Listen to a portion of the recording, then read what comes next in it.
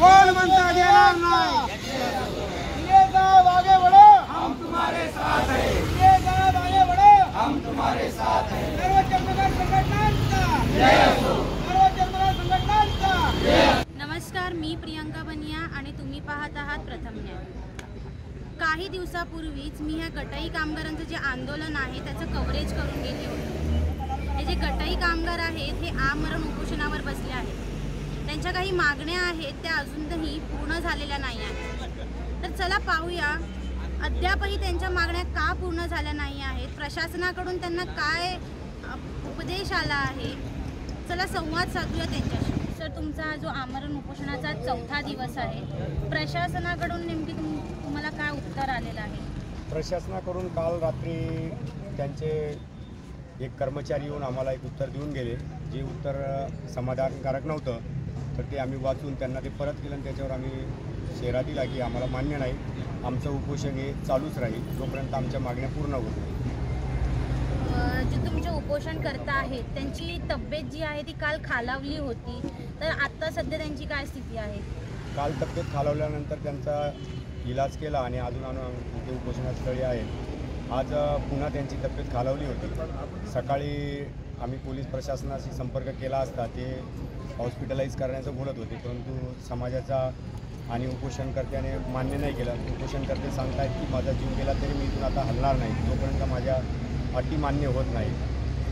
मग शेवटी त्यांचे डॉक्टर आले, त्यांनी चेक केल्यानंतर त्यांनी त्यांचा तात्पुरता इलाज केला आणि आता त्यांची तब्येत थोडी स्थिर आहे। जे मीरा भाईंदरचे जे आयुक्त आहेत त्यांचं या गोष्टीवर काय उत्तर आहे? त्यांच्याकडून अजून लिगल असं आम्हाला काही उत्तर आलेलं नाही। आत्ता थोड्या वेळापूर्वी त्यांचे जे अभियंता आहेत नितीन मुकणे साहेब त्यांनी पाठवलेलं होतं, त्यांच्याशी आमची चर्चा झाली, परंतु त्यांनी आम्हाला असं लेखी काही उत्तर दिलं नाही, तोंडी चर्चा झाली आहे फक्त। आता पुढे त्यांचं काय अजून हे उपोषण अजून किती दिवस सुरू राहणार आहे आणि पुढचं पाऊल काय असणार आहे? पुढचं पाऊल असं आहे, सोमवारी आम्ही आक्रोश मोर्चाचं आमच्या ज्या विविध संघटनांनी आम्हाला समर्थन दिलेलं आहे, समाज बांधव आमच्या सगळ्या समाज बांधवांचा आता जो अंत संपला आहे, सगळेजण उद्रेक करत आहेत, हळहळ व्यक्त होते। आता समाजाने ठरवलं आहे की सोमवारी आक्रोश मोर्चा निघेल आणि आक्रोश मोर्चाचा आम्ही सविस्तर असं रीतसर प्रशासनाला पत्र दिलेलं आणि सोमवारी सकाळी 11 वाजता आमचा आक्रोश मोर्चा निघणार आहे नंतर महानगरपालिकेकडून। जे प्रशासनाकडून जे अधिकारी आले होते त्यांनी तुमच्याशी काय चर्चा केली? प्रशासन आमच्या अडीअडचणी जाणून घेण्यासाठी इकडे आले होते। खरं तर ते आज स्वतः आले नव्हते, पोलीस प्रशासनच इथे सर्व मदत करत आहे। पहिले पोलिसांनी येऊन इथे आमची चौकशी केली, त्यांना आम्ही सर्व प्रकार सांगितला, प्रशासन कशा प्रकारे आमच्याबरोबर खेळत आहे। मग त्यांनी प्रशासनाशी बोलणं केलं आणि मग प्रशासनाची व्यक्ती इथे आमच्याकडे भेटायला आली। स्वतःहून प्रशासन आमच्याकडे आलंच नाही आणि काल जे पत्र आमच्याकडे आलं होतं त्याचं उत्तर खरोखर बरोबर नव्हतं आणि ते मॅचही नव्हतं। परत ते फिरवायला उत्तर आमच्याकडे आलं, त्यामुळे आम्ही ते फेटाळलं। त्यांनी कशा प्रकारे उत्तर दिलेलं आहे? लेखी काही तुमच्याकडे उत्तर दिलेलं आहे का आतापर्यंत? लेखित उत्तर त्यांनी दिलेलं आहे आणि त्याच्यामध्ये फक्त गोल त्यांनी फिरवलेलं आहे। त्यांचं म्हणणं असं होतं की जागेचा सर्वे करून आम्ही धोरण ठरवू, धोरण आता 2024 असं फेब्रुवारीमध्ये त्यांनी काढलेलं होतं। त्या अनुषंगाने 1 वर्ष झालं आम्ही सगळ्यांनी अर्ज भरले। अर्ज भरल्यानंतर मग आता बोलतात की तुमच्यासाठी आमच्याकडे जागाच उपलब्ध नाही। मग तुम्ही अर्ज का मागवले? जागाच उपलब्ध नाही आहे तर एकीकडे देतो असं सांगतात, आम्ही मागे आंदोलन केलं होतं तेव्हा आणि त्यासाठी अर्ज मागवले आणि आता बोलतात की आमच्याकडे तुमच्याकडे जागाच नाही। आम्ही जागा मागत नाही आहे, जागेवर आम्ही ऑलरेडी 15-20 वर्षापासून तिथे बसतोय, आम्हाला फक्त तुमची परवानगी पाहिजे आणि भुईवाडा पाहिजे। जे पोलीस प्रशासन आहे जे तुमच्या मागण्या फेटाळत आहेत, एक प्रकारे ते लोक लक्षच देत नाही आहेत या गोष्टीकडे, तर तुमचं प्रशासनाकडे असं काय मागणं आहे का की या गोष्टी झाल्याच पाहिजे? आमच्या मागण्यात आहे, पोलीस प्रशासन आम्हाला मदत करतं, परंतु महानगरपालिका आम्हाला त्यासाठी थोडंसं प्रशासन महानगरपालिकेतले काही अधिकारी आहेत ते चांगले आहेत की वर्षानुवर्ष आम्ही त्यांना ओळखतो, परंतु आयुक्त सर या गोष्टीसाठी बिलकुल तयार नाही आहेत। ते कुठेतरी हट्टाची भूमिका घेत आहेत। त्यांचा एक हट्ट आहे की यांना नाही द्यायचं आणि बिलकुलच नाही द्यायचं असं त्यांचा काहीतरी समज झालेला आहे।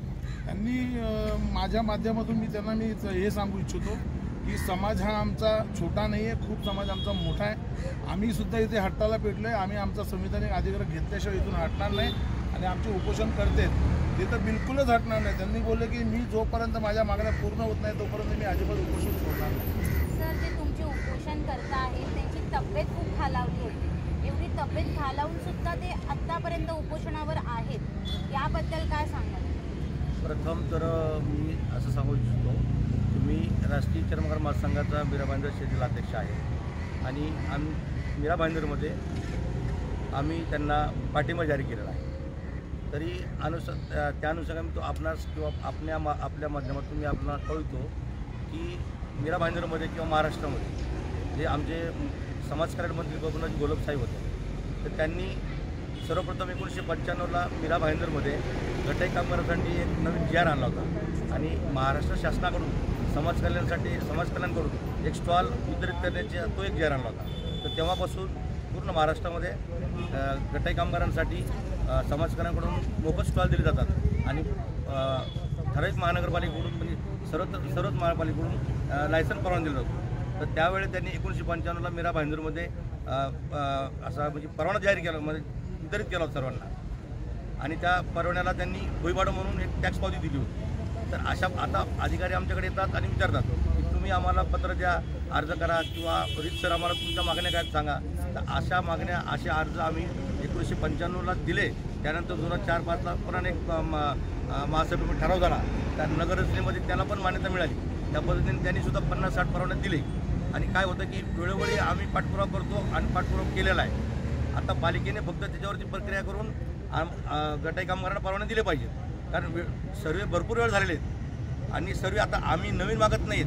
कारण प्रशासनाला असं वाटत असेल की आम्ही नवीन मागतोय, नवीन मागत नाही. आमचे गटाई कामगार अगोदर रस्त्यावरती छत्री घेऊन किंवा छोटं झोपडं करून ते बसतात, वर्षानुवर्षे ते बसतात. त्यानंतर मग त्यांना संघटनेच्या मार्फत किंवा स्वतः ते फॉर्म भरून पालिकेकडून ते परवान्यासाठी मागणी करतात.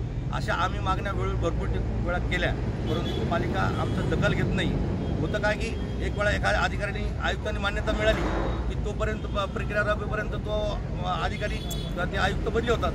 आता मागच्या वेळेस शिंदे साहेबांनी काय केलं, तुम्ही तुमच्या संघटनेचे फॉर्म भरलेले आहेत. आम्ही 2015पासून संगणकीकृत माननीय पानपट्टे साहेब उपायुक्त ते यांनी आमचे फॉर्म भरून घेतले होते आणि ते संगणकीकृत केले होते. कुळेकर साहेब जो होते त्यांनी संगणक केले होते, पण त्यांनी त्याच्यावरती प्रक्रिया करायची सोडून दिली.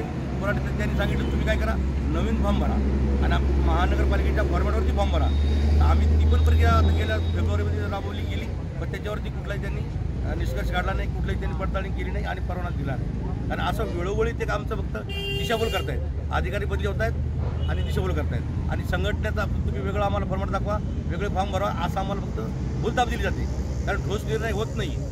त्याच्यामध्ये त्यांनी ठोस निर्णय करून गटे कामगार वेळोवेळी जुने 15 ते 20 वर्षापर्यंत बसलेले, त्यांना नवीन परवाना मागत नाहीत आणि मध्यंतरी काळामध्ये 1995चे परवाने होते, त्या परवान्याच्या आधारे काही लोकांकडे त्यांनी भुईभाड लावलं नव्हतं. तर माननीय आयुक्त आणि कार्यकारी अभियंता खांबीत साहेब यांच्या आदेशाने 100 ते 125 सव्वाशे कमी कमी भुईभाडे भरून त्यांना परवाने नोंदणीकरण केले त्याची आणि ते परवाने सध्या आता त्यांनी ते पण स्टॉप केले.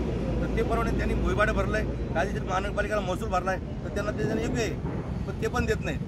कुठून तरी म्हणजे गटाई कामगार आता दिव्यांगासाठी त्यांनी लकी ड्रॉ केला, त्यांना दिले, मग दूध केंद्राला देतात.